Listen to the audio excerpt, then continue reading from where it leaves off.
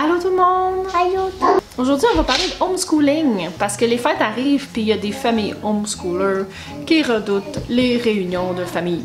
Et oui, comme plein d'autres sujets, le homeschooling, c'est un sujet que parfois, quand on rencontre la famille élargie, quand on rencontre les gens qu'on aime de tout notre cœur, mais ça peut être difficile quand même d'en parler. Petit disclaimer, c'est vraiment un ramassis de commentaires que j'ai eu de gens.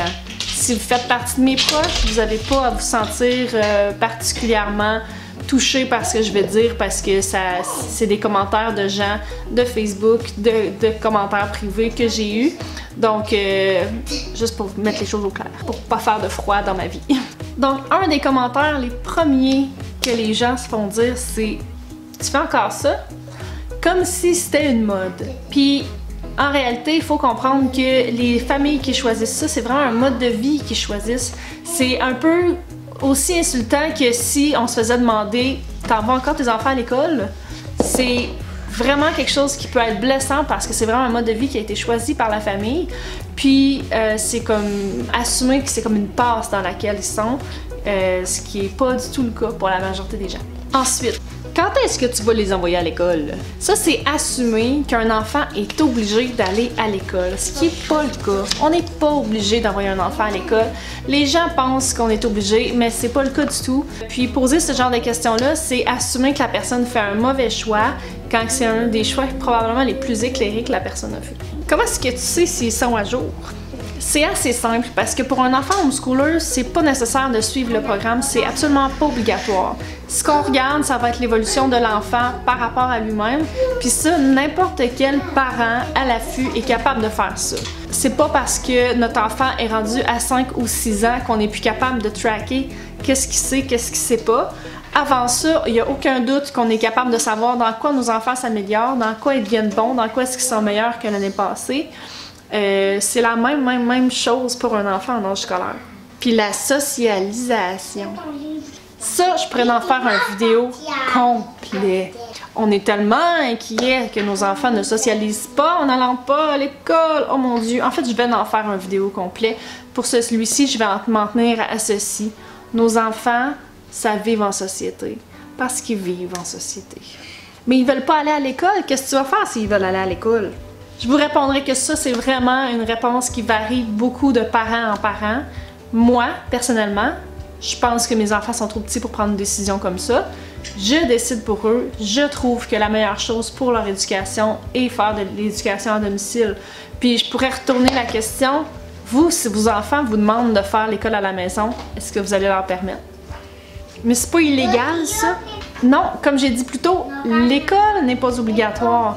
L'éducation est obligatoire. L'instruction est obligatoire, mais jamais que c'est obligatoire que ce soit dans une institution scolaire. Puis la réalité, c'est que c'est le devoir du parent de choisir le mode d'éducation qu'il veut donner à son enfant. Puis nous, quand on envoie nos enfants à l'école, on délègue à la commission scolaire l'éducation de notre enfant. Donc, la commission scolaire n'est pas n'est pas le statut par défaut de l'éducation d'un enfant. Le parent est celui qui doit lui donner son éducation. Puis nous, quand on les envoie à l'école, on décide de déléguer cette responsabilité-là à nos enfants, à la commission scolaire, et non l'inverse. En tout cas, j'aurais tellement pas la patience. Ça, personnellement, je trouve ça un petit peu insultant parce que ça insinue presque que moi, j'ai comme un don de pouvoir faire ça. J'ai pas de patience avec mes enfants, j'en ai pas plus que n'importe quelle autre mère, mais je travaille dessus, je travaille là-dessus, puis c'est pas quelque chose qui est magiquement donné aux parents homeschoolers de magiquement avoir full de patience avec leurs enfants. On travaille là-dessus vraiment fort. On fait de notre mieux avec nos enfants comme n'importe quel autre parent. Puis vous voulez faire ça jusqu'à quand? C'est là aussi insinue pas mal qu'on fait pas vraiment, tu sais, que c'est comme une passe qu'on a. La réalité, c'est que ça dépend de chacune des familles. La plupart, ça va être jusqu'à temps que ça marche plus. Puis c'est comme si je vous demandais jusqu'à quand que tu vas les envoyer à l'école.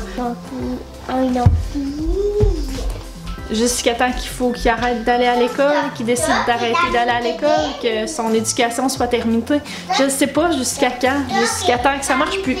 Ouais, mais là, t'as pas de formation là-dedans. Tu sais, les enseignants, ils étudient 4 ans d'université pour faire ça. Vous avez tout à fait raison. Les enseignants qui ont 20, 25, 30 élèves dans leur classe étudient vraiment longtemps pour leur enseigner.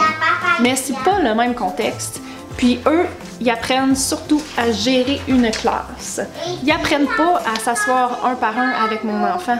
Moi, je suis capable de faire ça. Pareil comme vous, vous êtes capable de faire vos devoirs avec votre enfant. Puis insinuer que moi, avec mon secondaire 5, n'importe quel autre parent avec son secondaire 5, est incapable d'apprendre les matières à son enfant, c'est assumer que le système scolaire n'est pas assez bon pour nous apprendre la base pour qu'on puisse la donner à quelqu'un. T'as pas peur qu'il soit bizarre? Ça va peut-être arriver, puis encore là, ça dépend de la définition de chacun de bizarre. Ils vont être bizarres par rapport à d'autres enfants qui ont appris à respecter des règles strictes puis arbitraires, puis à pas parler dans un groupe, puis à suivre des règles, puis à lever la main pour parler, puis ainsi de suite. Mes enfants apprennent à vivre en société, puis ils n'auront pas toute la pression sociale que les enfants peuvent vivre dans une école. Si ça fait d'eux des personnes qui sont considérées bizarres, ben moi je pense tant mieux pour eux parce que ça veut dire qu'ils vont être eux-mêmes. Ah, mais moi là, écoute, je travaille dans une école puis je le vois là, quand on a des enfants qui arrivent de l'école à la maison, là, ça sait pas se tenir en rang, ça lève pas la main pour parler, ça sait pas vivre en société, puis ça l'interrompt quand on parle, puis c'est timide. Moi je vous dirais que tous les enfants que je connais qui sont comme ça vont à l'école. Mais là, qu'est-ce qu'ils vont faire plus tard?